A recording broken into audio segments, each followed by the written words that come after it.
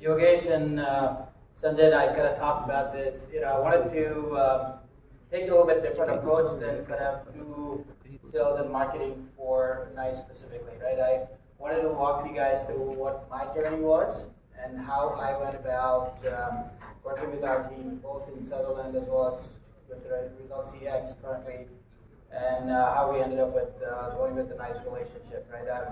As a user of NICE WFM or IEX, I go back, almost like version 3.2. I don't want to carbon date myself, but I've been using it for a while. But I've used other products as well, right? So any of the top tier tools, right, from NICE to Aspect to Variant, right? A lot of the new tools do very, very similar things. So let me kind of walk you guys through what my right. So what I'll kind of walk you guys through is what is it that we as an organization went through, both in Sutherland as well as in ResultsCX, on either starting a new journey, renewing new contracts, or starting a brand new journey again with the new upgrades and all that stuff, right? So which is what we're kind of going through right now. We'll walk you guys through, what were the impact factors, right? From executive engagement to what is the ROI calculations that we did, to Amit's question, right? How do you account for like back office stuff, right? I'll kind of talk about some of that stuff, so hopefully it's useful for you guys if you're exploring new tools and how do you kind of go about making decisions.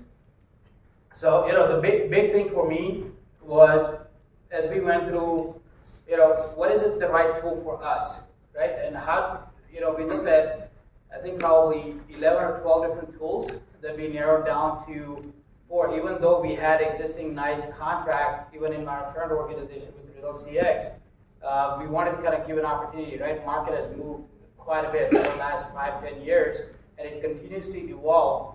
Every year you come up with something new, right? There's new innovation coming up, and as the industry is becoming more and more dynamic, it's going to get more and more accelerated, right? So NICE was easy enough of a solution because it's nimble enough.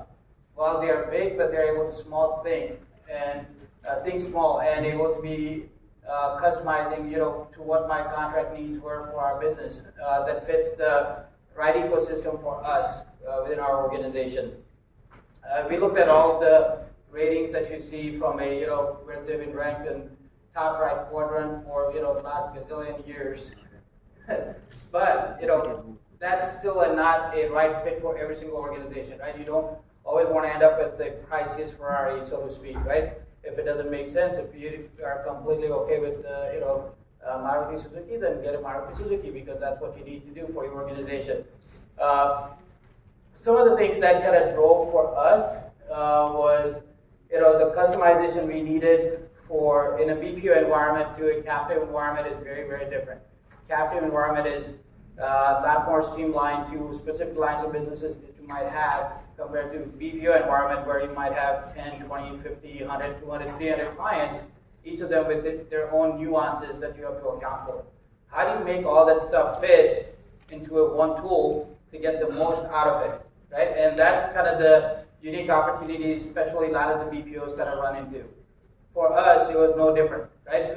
As we kind of went through and looked at all of our tools, all the client tools that we engage with, we figured out that best fit for us is going to be kind of going through a new upgrade with NICE. It's an easier transition to instead of having to deploy a brand new tool, right? And it comes with a lot of other customizations that we got, especially for some of the back office, some of the client integrations, right? The data is a big thing now. If you don't have the access to the right data, you end up doing a lot of manual crap that is not really fruitful for you, right? And it's a time-consuming process. And ultimately, at the end of the day, it doesn't get you what you need in time to make the right decisions. They are near real time for your business. So as we kind of went through in our new agreement that we are going through and redeploying right now, we've accounted for a specific number of integrations, right? So that was one of the things that I was going to mention to you, right? On back office, maybe you want to account for specific custom integrations you're priced right? So some of the things you can look at. And we have accounted for custom ACD integrations, custom CRM integrations as part of our contract. And as we went through that exercise with Yogesh and Sanjay and the team with NICE, it was very, very critical for us, and they were very partnering with us, kind of walk us through that, hey, this is what you have, show us the data, we can get you the realistic ROI you can get out of the business and how long it will take you, right? Is it a efficiency gain, or is it a cost improvement, or is it a WFM cost improvement, right? There's a lot of different variations that kind of go into what you have now to what you can really get to with the newer version of WFM tool.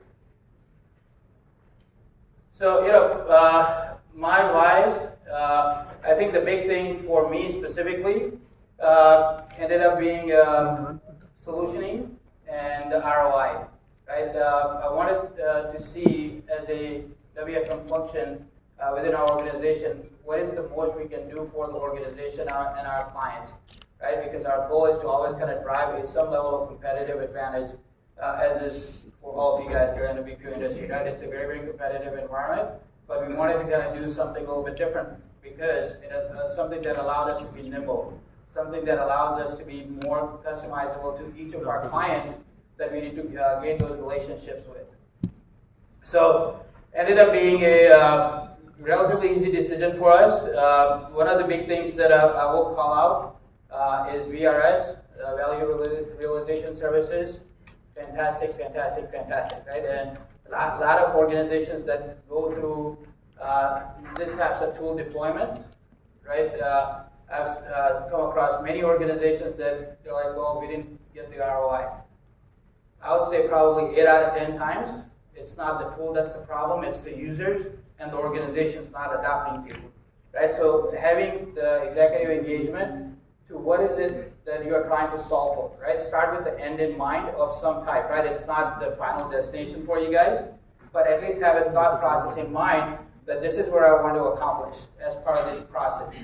Once you have that clarity, you're able to get the buy-in from your executives, that will simplify this process significantly. All right? So that's my perspective on my engagement and relationship. I really, really do enjoy with a nice organization, and I really, really do appreciate the partnership. So, thank you guys.